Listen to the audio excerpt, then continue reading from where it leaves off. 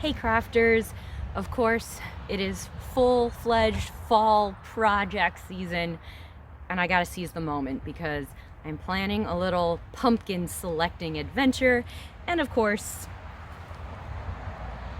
I need the perfect outfit. I'm gonna be using some fabric that I have had for a while that I couldn't figure out what to do with, and I think now is the perfect moment. And then I may end up searching for some more fabric to go with that. I have a vision in my mind of a kind of peasant skirt and peasant blouse idea that could be really comfy to wear and could possibly be mixed and matched, you know, separates or together, and could be kind of a fun fall Halloween-y look while not being officially a costume, more like clothing that kind of is costume. And of course, hopefully a fun outfit to wear for some of my fall adventures, including pumpkin picking. Let me show you what I'm working with. Let's check out the pattern, check out the fabric, wait till you see it, and let's get started.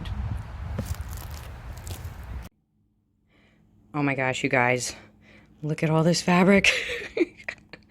I got this fabric actually as a remnant, and I think it must be vintage, but oh my gosh, there's so much of it and it is so bright. I love it. It's like comical and fabulous all at the same time.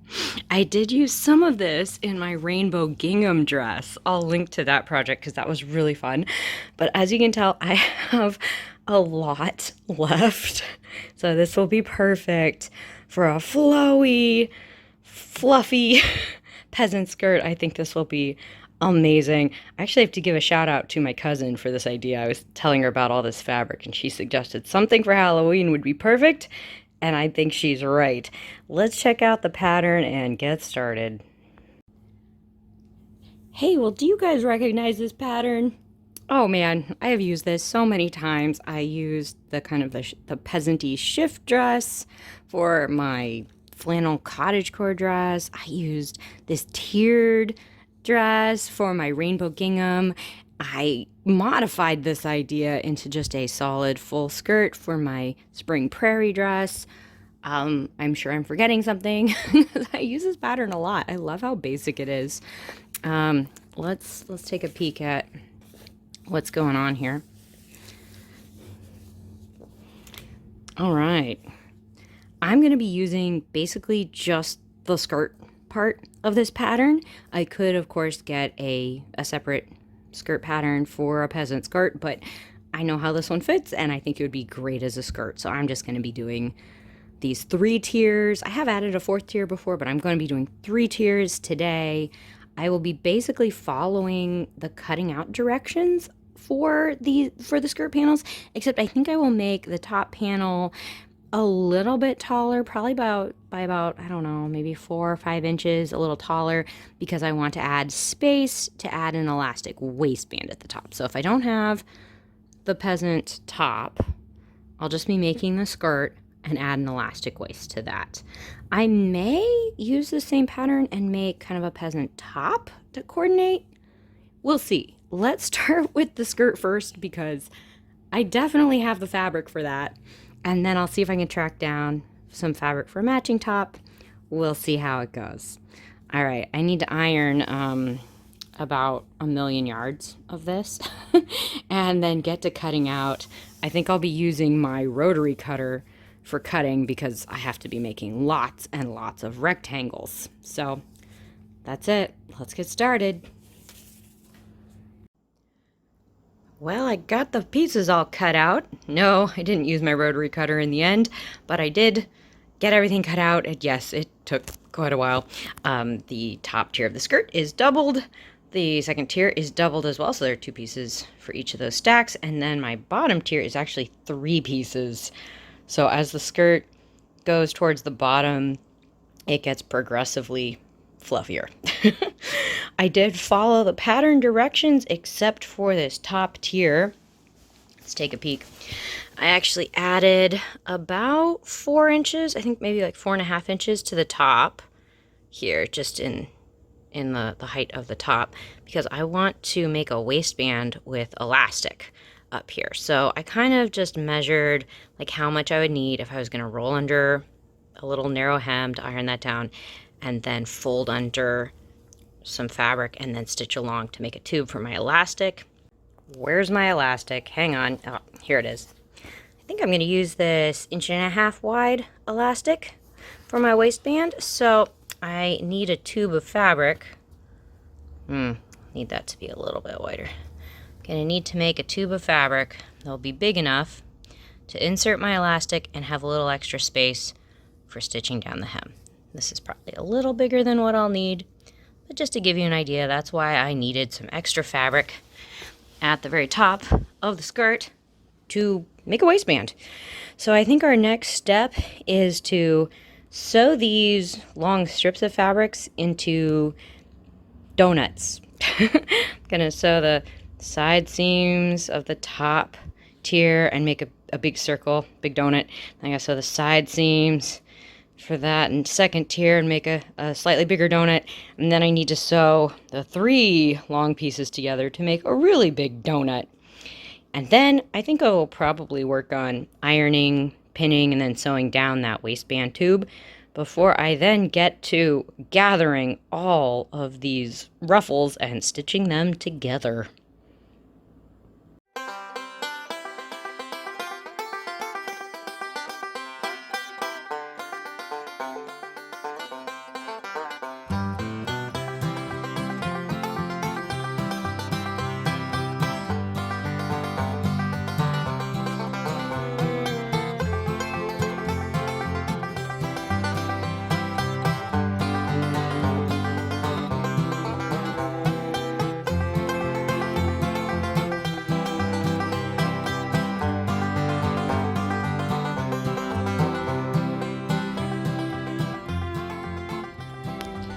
Hey, well, progress is being made. I've got the large donuts, or circles of fabric, stitched together at their side seams. Oh, you can also tell I'm doing a little zigzag stitch across the raw edges. I don't have a serger, so that's kind of my way of finishing those edges a little bit. I definitely don't want this really frayable gingham to just fall apart. So that's what I'm doing there. Oh my gosh. Hey, oh, and then you saw I was working on the waistband up here. We got a lovely little tube I'll put the elastic in. I did leave like a little gap in the elastic. I think that's on the other side, so that I can insert the elastic into the tube. I'm going to do that a little later. But now my big job is to gather these really big circles of fabric inward so that they ruffle up, and then stitch those layers together. To help me gather up the fabric, I've done rows of gathering stitches across the top of the second tier and also across the top of the third tier. And these are just, let's see if we can get this to focus a little bit. Doesn't really want to focus. I ran 2 lines of really big stitches across the top of the second and bottom tier. And then I'm going to use those really loose threads, and I'm going to I'll pull one on one of the threads, and it will help scrunch up the fabric a little bit until it can fit the tier above it. I'll work on that and show you how it goes.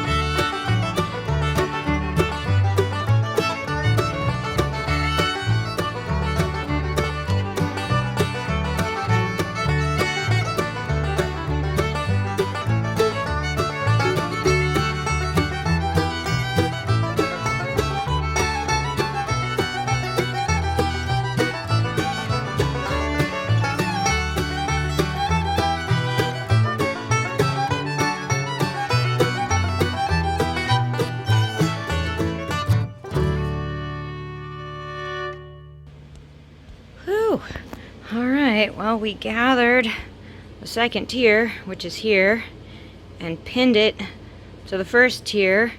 We did right sides together so that when we turn the whole thing right sides out, we'll have a nice roughly layer stitched to the top. You can kind of tell here's the waistband right here. So then ruffles down below. Oh, man. Well, I gotta stitch these guys together all the way around, and then I need to gather the third tier and sew it to pin it to the second tier and then sew it. That's gonna take a while. Think I'm gonna make some iced tea and just go for it.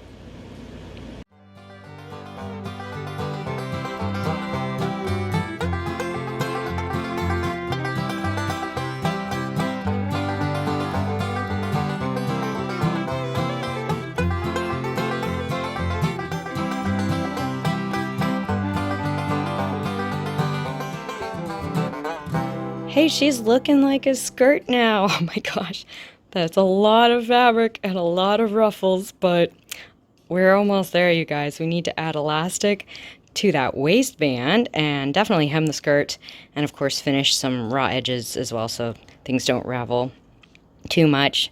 Hemming the skirt's definitely going to take a lot of time because it is so much fabric, but I am loving this orange pumpkin-y goodness that we have going on here. I'll show you when I have those finishing touches in place.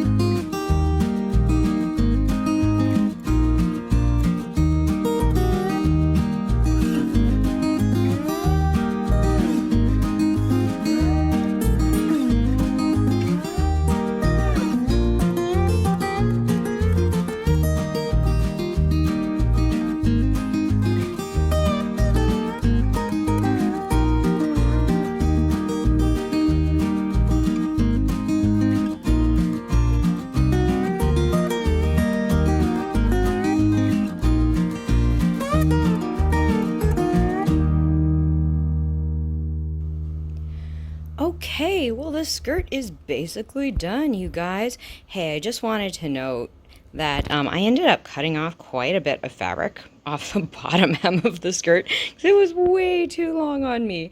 And I realized I don't think I needed to add quite as much fabric to the top tier of the skirt. Remember, I added a whole bunch of fabric, I think about 4 or 5 inches, so that I could make the casing for the elastic there at the top of the skirt.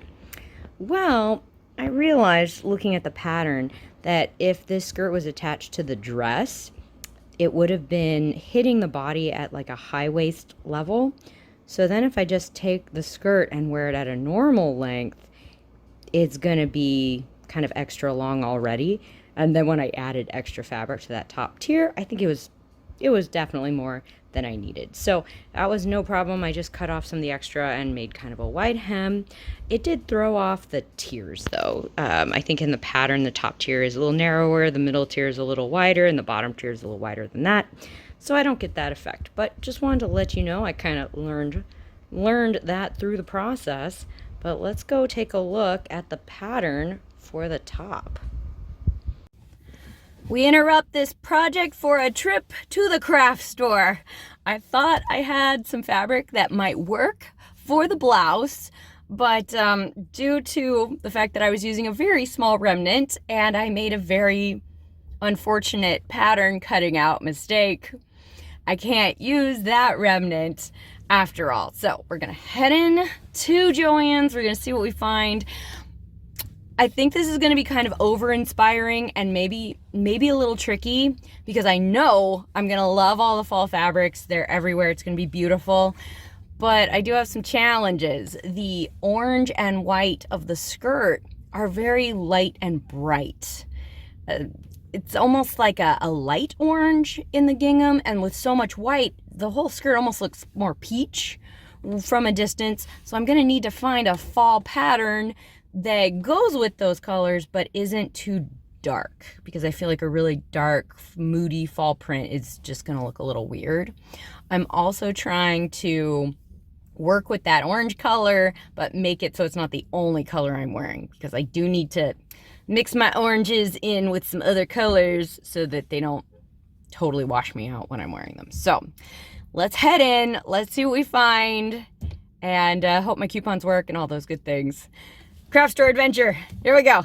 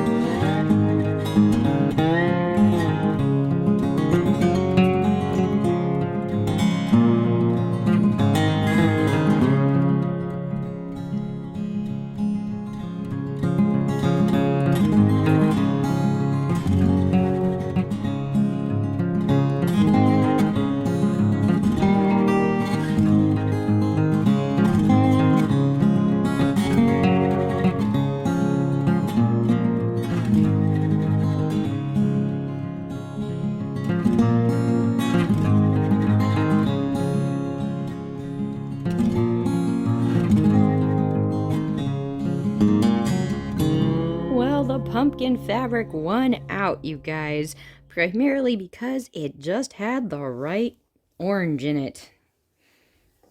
See, yeah, pretty close. It's definitely pulling some of that peachy bright oranginess coming out of here, so that's exciting. There were a lot of cute prints, but this one just seemed to be the one that matched the best, and so many of the other prints were really dark. So that's it, man. We found our fabric. All right, time to dive in on making this peasant blouse. All right, we've got the skirt made. Now we're going to use the top portion of the dress and extend it to make a shirt. You can tell in the dress pattern here that the waist of the dress is kind of high, and so the bodice of the dress is kind of short. I'm going to need to add some extra fabric to it to make it longer and make it a standalone top. If you guys remember my linen peasant blouse tutorial that I recently did, I'm basically going to be following those steps. I might change a few things along the way, like I may use double fold bias tape to make the casing for the elastic at the top of the shirt, and I may make the sleeves a little longer than I did on that linen blouse. I was working with a pretty small remnant for that one, but now I have enough fabric, I might extend them even a little bit further or add some ruffles. We'll see. But let's take a little peek at this. I'm not going to be showing all of my steps in super detail for this blouse because I already did it for the linen blouse. I'll link down below to that tutorial so you can check it out if you want things in a little bit more, step-by-step process. But basically, I'm going to sew the front and the back together, sew up the sleeves into tubes, and then I may wait to finish the bottom of the sleeves just until I'm done. Not entirely sure exactly how I want to do that. And then since this is a dolman sleeve, I'll be stitching the sleeves to the bodice, and part of the sleeve forms kind of the shoulder area. I'm then going to be left with a really wide neckline, which the pattern suggests rolling over the fabric to make a tube for the elastic. Again, I might use single fold bias tape to make that tube. We'll see. And then, of course, adding elastic in there. And then I would hem the bottom of the shirt. So, pretty straightforward, but this one definitely takes a little bit of time. So, I'm going to make a cup of tea, maybe light my pumpkin spice candle. Ooh, or make coffee with pumpkin spice coffee creamer. We'll see. I'll get all set with that, get my pattern cut out, and get to sewing. Okay guys, a little pattern pinning update. I've got the bodice pieces here that I'm working on pinning. Now if I was going to be doing the tiered skirt dress, they would have me stop the bodice here. And then of course if I was going to do kind of the shift dress version of the pattern, they would have me, use the rest of the pattern piece there. So I'm going to kind of do a little bit of an amalgam of the two. I'm going to find where the top of the dress would normally end, which is right about there. And then I think I'm going to add about 9 inches or so in length to make my top.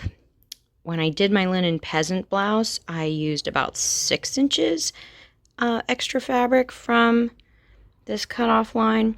And I think I'd like this to be a little bit longer so it's a little easier to tuck in. And I'm going to just follow the pattern line. I like how for this shift dress, the pattern flares out just a little bit. And I think I'll need that going over my hips. I may even add like little side vents at the side, like maybe not stitch all the way to the bottom, but maybe like leave like a little opening so it can go over my hips a little easier. We shall see, but I'm going to definitely add that length in to this piece. This is the back, and then of course I'll add the same amount of length to the front. Okay, back to pinning.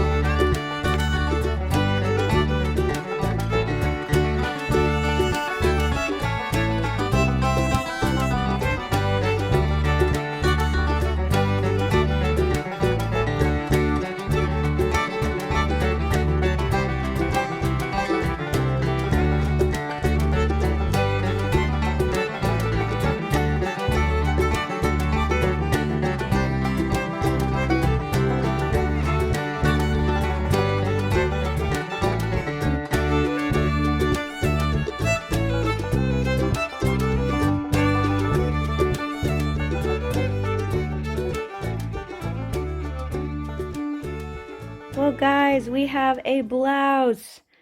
At long last, we have a full outfit. We've got our blouse, our skirt. Oh, and I made a sash, kind of a tie belt to go with that. I think this is going to be so cute together. I'm loving the colors. Now all that's left to do is get ready to go and head to the pumpkin patch to pick out a pumpkin. While I'm getting all ready, hey, it's a great time for you guys to hit that like button to let me know if you found this video amusing, and consider subscribing for more fun, crazy seasonal projects coming your way from Partners in Craft. Thank you guys as always for sharing the love. It does make a big difference.